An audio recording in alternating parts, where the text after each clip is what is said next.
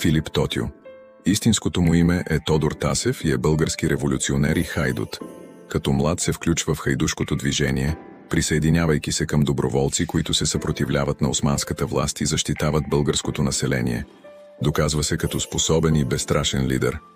Участва в много въстания, като по-късно неговата дружина се присъединява към сръбско-турската война, воювайки на страната на сърбите. Дружината му тръгва с знаме в червено, бяло и зелено. Това е първият български трикольор, който е запазен и до днес. След нападение срещу него, с цел грабеж, той се отбранява, но полицията го задържа. Води се дело и Тотю е осъден на 6 години затвор. Докато е в затвора, започва семейната му драма. Предава го собственият му син, като го обявява за мъртъв и продава имотите му, а съпругата му си намира любовник. Филип Тотю остава в историята чрез борбата си за българската независимост.